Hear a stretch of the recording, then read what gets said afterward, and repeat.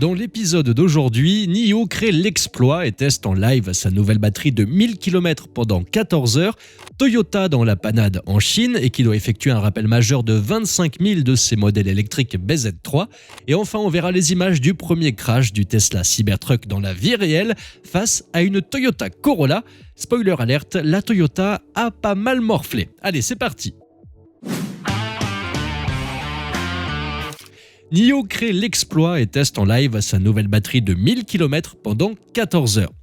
La société chinoise NIO, reconnue comme une concurrente de taille face à Tesla, vient de franchir une étape majeure dans le domaine de la mobilité électrique. La dernière création de NIO est une batterie révolutionnaire qui offre une autonomie exceptionnelle de 1000 km selon un rapport de Business Insider. Le PDG William Li a poussé cette prouesse technologique à ses limites lors d'un live stream de 14 heures. Le 17 décembre, William Li, souvent comparé à Elon Musk en Chine, a captivé un public mondial en live streamant son voyage de 1044 km de Shanghai à Xiamen. Cette expédition épique avait pour but de montrer la performance exceptionnelle de la batterie 150 kWh de NIO, désormais reconnue pour sa densité énergétique la plus élevée parmi les batteries de véhicules électriques produits en série. Durant cette odyssée de 14 heures, la NIO ET7 a surpassé toutes les attentes en parcourant la distance totale sans nécessité de recharge, même face à des conditions météorologiques difficiles liées au froid. À la fin du périple, la batterie affichait encore une charge de 3%, soulignant ainsi la performance exceptionnelle de la technologie développée par NIO. Malgré ces avancées, NIO fait face à des défis financiers. L'entreprise prévoit de commencer la production de masse de ses batteries de 150 kWh en avril 2024, mais à un coût élevé de 298 000 yuan, soit 37 900 € par batterie. Cette tarification ambitieuse s'inscrit dans la stratégie novatrice de NIO concernant la recharge des véhicules électriques. La possibilité pour les clients d'acheter des voitures sans batterie et de souscrire à un abonnement mensuel pour accéder à un réseau de stations d'échange de batteries a été présentée comme une approche révolutionnaire, bien que le président de NIO ait récemment admis des pertes financières conséquentes. Le parcours audacieux de NIO ne se limite pas à l'innovation technique.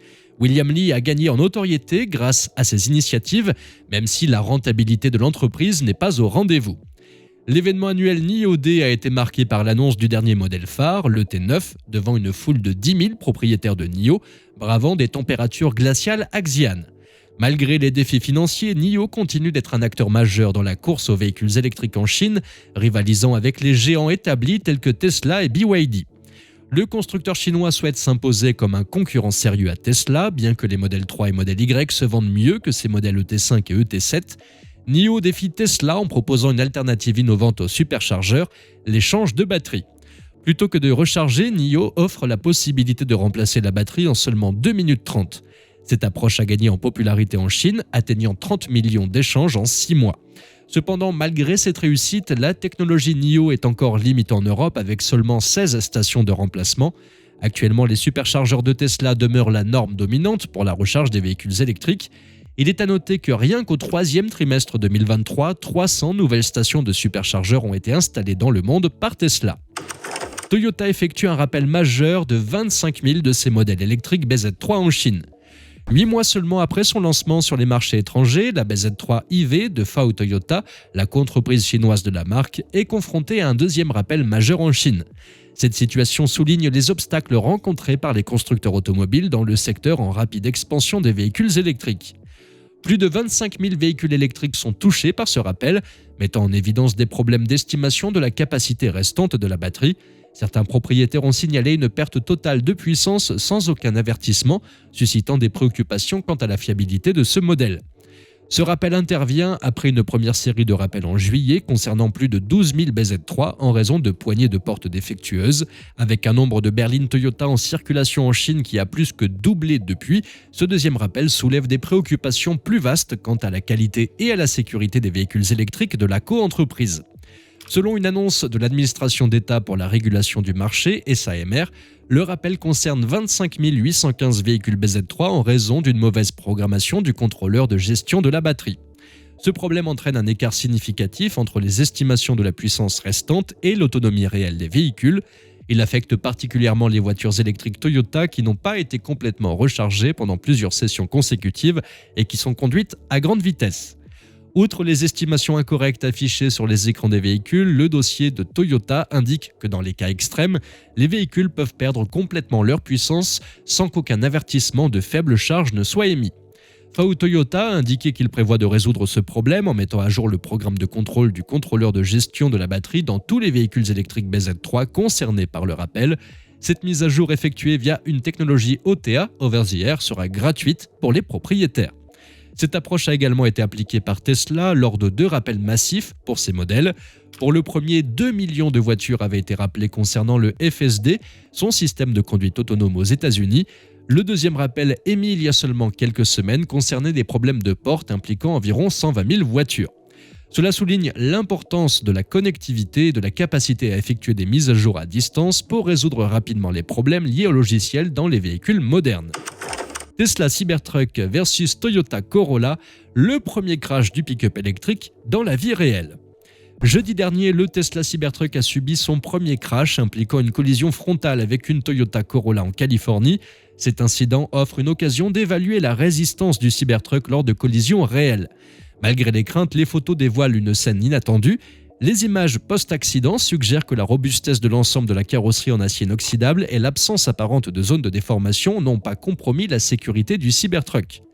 La vidéo de l'accident dévoile des dégâts significatifs pour ce qui est de la Toyota, tandis que le Cybertruck semble en tout cas moins affecté. Seule une déformation de l'exosquelette est aperçue, mais cela reste mineur par rapport aux dégâts de l'autre voiture impliquée. La masse plus importante du Cybertruck soulève également des questions sur l'équité de l'impact.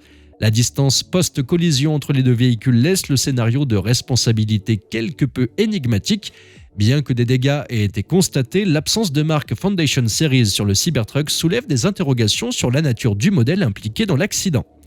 L'enquête préliminaire suggère que la Corolla, conduite par un jeune de 17 ans, roulait en direction sud sur la SR35 avant de tourner brusquement à droite, heurtant un talus de terre. Après être revenue sur la chaussée, la Corolla a franchi la double ligne jaune pour entrer en collision avec le Cybertruck, avec 3 passagers circulant en sens inverse. Heureusement, aucune blessure grave n'a été rapportée malgré les dégâts visibles. Le seul blessé mentionné est le conducteur du Cybertruck qui a refusé un transport médical.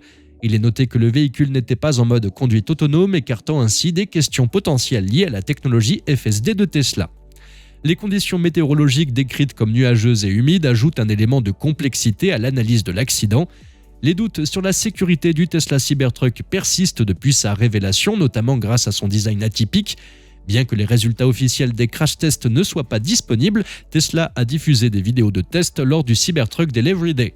Face aux préoccupations concernant la zone de déformation, Tesla a clarifié que la carrosserie avant du pick-up était conçue pour absorber et disperser efficacement l'énergie de l'impact.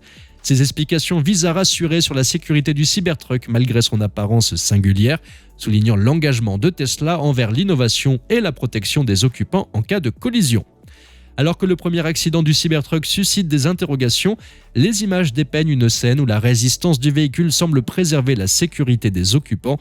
L'analyse approfondie de cet incident servira à éclairer davantage le débat sur la sécurité du Cybertruck dans le monde réel.